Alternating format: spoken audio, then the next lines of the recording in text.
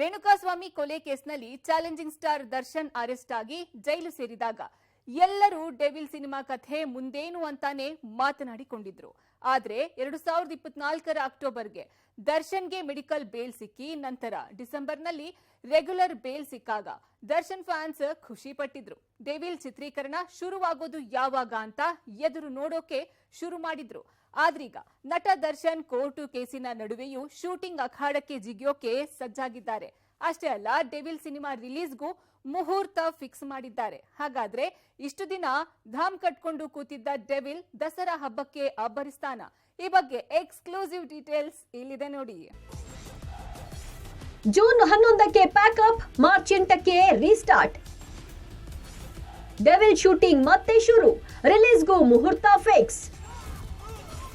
Darshan second innings ಅಖಾಡಕ್ಕೆ next week. 2024 February 15 ನಟ ದರ್ಶನ್ ಅಭಿನಯದ ಡೆವಿಲ್ ಚಿತ್ರದ ಅಫಿಷಿಯಲ್ ಗ್ಲಿಮ್ಸ್ ಹೊರ ಬಂದಿತ್ತು.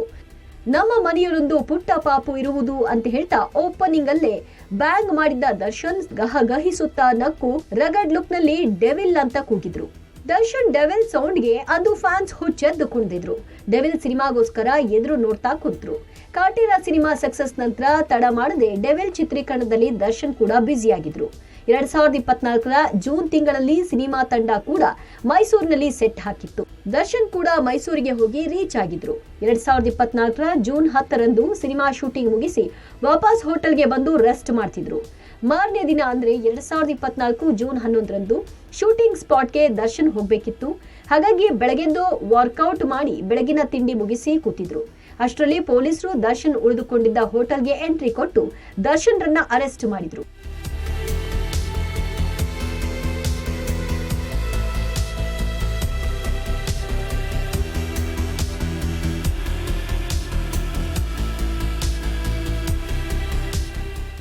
ಚಿತ್ರದುರ್ಗದ ರೇಣುಕಾಸ್ವಾಮಿ ಪವಿತ್ರ ಗೌಡಗೆ ಅಶ್ಲೀಲ ಸಂದೇಶ ಕಳಿಸಿದ ಹಿನ್ನೆಲೆ ದರ್ಶನ್ ಮತ್ತು ದರ್ಶನ್ ಗ್ಯಾಂಗ್ ಆತನನ್ನ ಕೊಂದಿದೆ ಎನ್ನುವ ಆರೋಪ ಕೇಳಿಬಂದಿತ್ತು.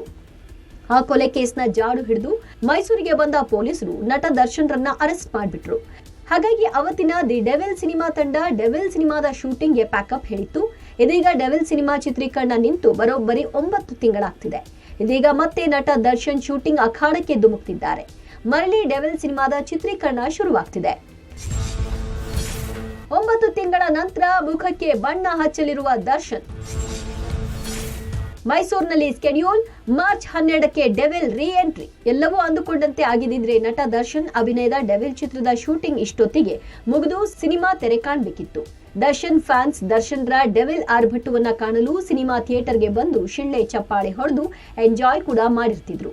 ಆದ್ರೆ ಏನ್ ಮಾಡುದು, ನಟ ದರ್ಶನ್ ಅಂದುಕೊಂಡಿದ್ದೆ ಒಂದು, ಆಗಿದ್ದೆ ಮತ್ತೊಂದು. 2024ರ ಜೂನ್ 11ರಂದು ಡೆವಿಲ್ ಸಿನಿಮಾದ ಚಿತ್ರೀಕರಣವಿದೆ ಅಂತಾನೆ ಮೈಸೂರಿಗೆ ದರ್ಶನ್ ಹೋಗಿದ್ರು. ಆದ್ರೆ ಚಿತ್ರದುರ್ಗದ ರೇಣುಕಾಸ್ವಾಮಿ ಮೃತದೇಹ ಬೆಂಗಳೂರಿನಲ್ಲಿ ಪತ್ತೆಯಾಗಿ ಆ ಕೊಲೆಯ ಸುಳಿವುಗಳನ್ನ ಹುಡುಕಿ ಹೊರಟ ಪೊಲೀಸರು ಹಿಡಿದದ್ದು ದರ್ಶನ್ ಮತ್ತು ಗ್ಯಾಂಗ್ ನ. ದರ್ಶನ್ ಅಂಡ್ ಗ್ಯಾಂಗ್ ಬಂಧನದಾಚೆಗೆ ಏನೆಲ್ಲ ಆಯ್ತು ಅನ್ನೋದನ್ನ ಕರ್ನಾಟಕದ ಜನ ನೋಡಿದ್ದಾಗಿದೆ. ಮತ್ತೆ ಅದೇ ರೀಲ್ ಸುತ್ತೋ ಅವಶ್ಯಕತೆ ಇಲ್ಲ. ಹಾಗಾಗಿ ನಟ ದರ್ಶನ್ ಮತ್ತೆ ಯಾವಾಗ ಶೂಟಿಂಗ್ ಶುರು ಮಾಡ್ತಿದ್ದಾರೆ, ಎಲ್ಲಿ ಚಿತ್ರೀಕರಣಕ್ಕೆ ಪ್ಲಾನ್ ಮಾಡ್ತಿದ್ದಾರೆ ಅನ್ನೋ ಇಂಟ್ರೆಸ್ಟಿಂಗ್ ವಿಷಯವನ್ನ ಹೇಳ್ತಾ ಹೋಗ್ತೀವಿ ನೋಡಿ. ದರ್ಶನ್ 2024 ಜೂನ್ 10ರಂದು ಕೊನೆಯದಾಗಿ ಮುಖಕ್ಕೆ ಬಣ್ಣ ಬಳಿದಿದ್ದು. ಅದಾದ್ಮೇಲೆ ಇಲ್ಲಿಯವರೆಗೂ ದರ್ಶನ್ ತಮ್ಮ ಮುಖಕ್ಕೆ ಬಣ್ಣ ಹಚ್ಚಿಲ್ಲ. ಅಂದ್ರೆ 9 ತಿಂಗಳ ಬಳಿಕ ಹೇಗೆ ಒಂದು ಮಗು ಜನ್ಮ ತಾಳಿ ಹೊಸ ಪ್ರಪಂಚವನ್ನ ನೋಡುತ್ತೋ ಹಾಗೆ ನಟ ದರ್ಶನ್ ಈಗ 9 ತಿಂಗಳ ನಂತರ ತಮ್ಮ ಮುಖಕ್ಕೆ ಬಣ್ಣ ಹಚ್ಚಿ ಮತ್ತದೇ ಸಿನಿ ಲೋಕದಲ್ಲಿ ಸೆಕೆಂಡ್ ಇನ್ನಿಂಗ್ಸ್ ಸ್ಟಾರ್ಟ್ ಮಾಡ್ತಿದ್ದಾರೆ. ಅದ್ಯಾವಾಗ ಅಂದ್ರ ಮಾರ್ಚ್ 12ಕ್ಕೆ. ಅರ್ಧಕ್ಕೆ ನಿಂತಿದ್ದ ಡೆವಿಲ್ ಚಿತ್ರೀಕರಣವನ್ನ ಮುಗಿಸೋದು ಸದ್ಯಕ್ಕೆ ದರ್ಶನ್ ರ ಮೊದಲ ಕರ್ತವ್ಯವಾಗಿದೆ. ಇದೇ ಕಾರಣಕ್ಕೆ ಡೆವಿಲ್ ಚಿತ್ರೀಕರಣ ಮಾರ್ಚ್ 8ನೇ ತಾರೀಕು ಬೆಂಗಳೂರಿನಲ್ಲಿ ಪುನಾರಂಭವಾಗ್ತಿದೆ. ಸುದೀರ್ಘ ಗ್ಯಾಪ್ ಬಳಿಕ ದರ್ಶನ್ ಶೂಟಿಂಗ್ ಅಖಾಡಕ್ಕೆ ಬರಲಿದ್ದಾರೆ. 3ನೇ ಸ್ಕೆಡ್ಯೂಲ್ ಶೂಟಿಂಗ್ ಪ್ಲಾನ್ ರೆಡಿ ಇದ್ದು ಬೆಂಗಳೂರಿನಲ್ಲಿ 4 ದಿನ ಡೆವಿಲ್ ಸಿನಿಮಾ ಶೂಟಿಂಗ್ ನಡೆಯಲಿದೆ. ಬೆಂಗಳೂರಿನಲ್ಲಿ ನಡೆಯುವ ಚಿತ್ರೀಕರಣದ ಸಮಯದಲ್ಲಿ ದರ್ಶನ್ ಪಾಲ್ಗೊಳ್ಳೋದಿಲ್ಲ. ಬದಲಿಗೆ ಇತರ ಕಲಾವಿದರ ಭಾಗ ಮಾತ್ರ ಬೆಂಗಳೂರಿನಲ್ಲಿ ಶೂಟಿಂಗ್ ಆಗಲಿದೆ.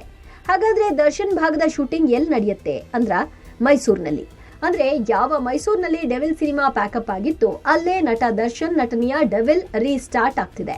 ಬೆಂಗಳೂರಿನಲ್ಲಿ ಡೆವಿಲ್ ಸಿನಿಮಾದ ಶೂಟಿಂಗ್ ಮಾರ್ಚ್ 8ರಿಂದ ಶುರುವಾಗಿ 11ಕ್ಕೆ ಮುಗಿಯಲಿದೆ. ನಂತರ ಮೈಸೂರಿಗೆ ಸೆಟ್ ಶಿಫ್ಟ್ ಆಗುತ್ತೆ. ಅಲ್ಲಿ ದರ್ಶನ್ ರೀ ಎಂಟ್ರಿ ಕೊಡಲಿದ್ದಾರೆ. ನಟ ದರ್ಶನ್ ಕೊಲೆ ಕೇಸ್ನಲ್ಲಿ ಅರೆಸ್ಟ್ ಆದಂತಹ ಸಂದರ್ಭದಲ್ಲಿ ಡೆವಿಲ್ ಸಿನಿಮಾ ಬಿಡುಗಡೆಯಾಗುವುದು ಡೌಟೇ ಇರಬಹುದು ಅಂತ ತುಂಬಾ ಜನ ಅಂದ್ಕೊಂಡಿದ್ರು. ಯಾಕಂದ್ರೆ ದರ್ಶನ್ ಜೈಲಿನಲ್ಲಿದ್ದಾಗಲೇ ಬಹಳ ಬೆನ್ನು ನೋವಿನಿಂದ ಬಳಲ್ತಾ ಇದ್ರು. ನಂತರ ಅಕ್ಟೋಬರ್ ತಿಂಗಳಲ್ಲಿ ಮೆಡಿಕಲ್ ಬೇಲ್ ಮೇಲೆ ದರ್ಶನ್ ಹೊರಬಂದ್ರಾದ್ರೂ ಅವರ ಬೆನ್ನು ನೋವು ಅವರನ್ನ ಸುಧಾರಿಸಲು ಬಿಡಲಿಲ್ಲ. ಮತ್ತೆ ಕೋರ್ಟ್ ಕೂಡ ಕಂಡೀಷನ್ಸ್ ಹಾಕಿತ್ತು. ಹಾಗಾಗಿ ಡೆವಿಲ್ ಕಥೆ ಮುಂದೇನು ಅನ್ನೋದಕ್ಕೆ ಯಾರಿಗೂ ಉತ್ತರ ಸಿಗದೆ ಹೋಗಿತ್ತು. ಆದ್ರೆ ಡಿಸೆಂಬರ್ ತಿಂಗಳಲ್ಲಿ ನಟ ದರ್ಶನ್ಗೆ ರೆಗ್ಯುಲರ್ ಬೇಲ್ ಸಿಕ್ಕಿತ್ತು. ಆಗ ದರ್ಶನ್ ಆಸ್ಪತ್ರೆಯಿಂದ ಕೂಡ ಡಿಸ್ಚಾರ್ಜ್ ಆಗಿದ್ರು. ಆಗ ದರ್ಶನ್ ಅಭಿಮಾನಿಗಳಿಗೆ ಡೆವಿಲ್ ಚಿತ್ರ ತಂಡ ಸ್ವಲ್ಪ ಮೋಡ ಕವಿಯುವ ಭರವಸೆ ಮೂಡಿತ್ತು.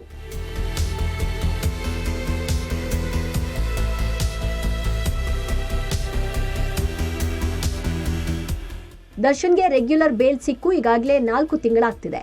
ಫೆಬ್ರವರಿಯಲ್ಲಿ ದರ್ಶನ್ ಬರ್ತ್ಡೇ ಬರುವವರೆಗೂ ಯಾರಿಗೂ ಮುಂದೇನು ಅನ್ನೋದ್ರ ಚಿತ್ರಣ ಗೊತ್ತಿರಲಿಲ್ಲ. ಅಭಿಮಾನಿಗಳು ತಮ್ಮ ನೆಚ್ಚಿನ ನಟನ ಡೆವಿಲ್ ಸಿನಿಮಾ ಯಾವಾಗ ಆರಂಭವಾಗುತ್ತೋ ಅಂತಾನೆ ತುದಿಗಾಲಲ್ಲಿ ಕಾಯ್ತಿದ್ರು.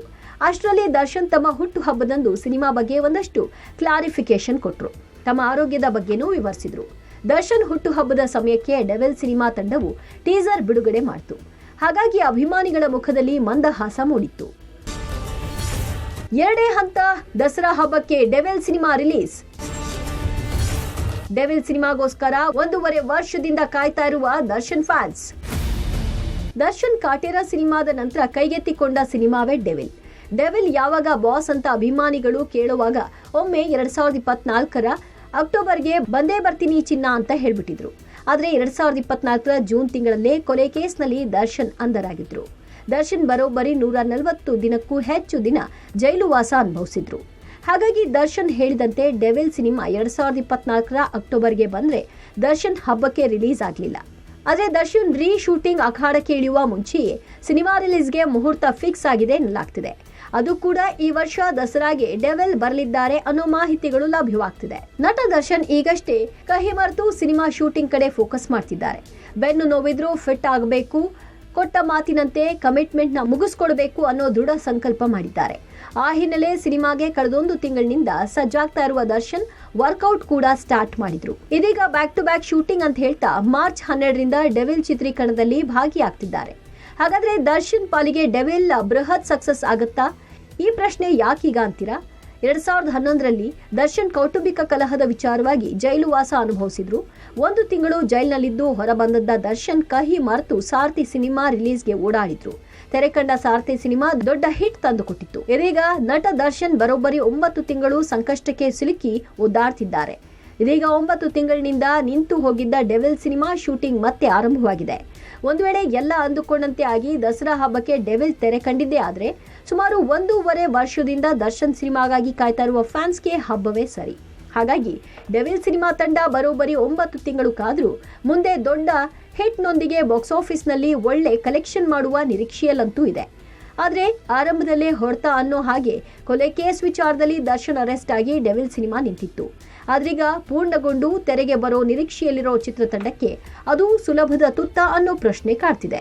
ಶೂಟಿಂಗ್ ಪ್ಲಾನ್, ಶೆಡ್ಯೂಲ್ ಪ್ಲಾನ್, ದಸರಾಗೆ ರಿಲೀಸ್ ಪ್ಲಾನ್ ಎಲ್ಲವನ್ನು ದರ್ಶನ್ ಅಂಡ್ ಟೀಮ್ ಮಾಡಿಕೊಂಡಿದೆ. ಅಂದುಕೊಂಡಂತೆ ಪ್ಲಾನ್ ಕಾರ್ಯರೂಪಕ್ಕೆ ಬರೋದು ಅಷ್ಟು ಸುಲಭವಿಲ್ಲ. ಯಾಕಂದ್ರೆ ಒಂದು ಕಡೆ ತನ್ನ ವಿರುದ್ಧದ ಆರೋಪದ ವಿರುದ್ಧ ಕಾನೂನು ಹೋರಾಟ ಮಾಡಬೇಕು, ಮತ್ತೊಂದು ಕಡೆ ಆರೋಗ್ಯ ಸರಿಪಡಿಸಿಕೊಳ್ಳೋದಕ್ಕೆ ಟ್ರೀಟ್ಮೆಂಟ್ ಕೂಡ ಪಡಿಬೇಕು.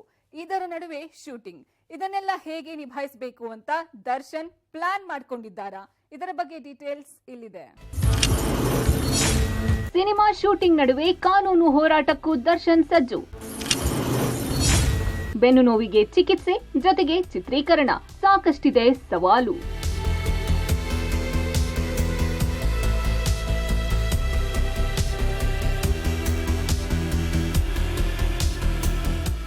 ರೇಣುಕಾಸ್ವಾಮಿ ಕೊಲೆ ಪ್ರಕರಣದಲ್ಲಿ ದರ್ಶನ್ ಅರೆಸ್ಟ್ ಆದ ಬಳಿಕ ಅವರ ಜೀವನ ಸಂಪೂರ್ಣವಾಗಿ ಬದಲಾಗಿದೆ.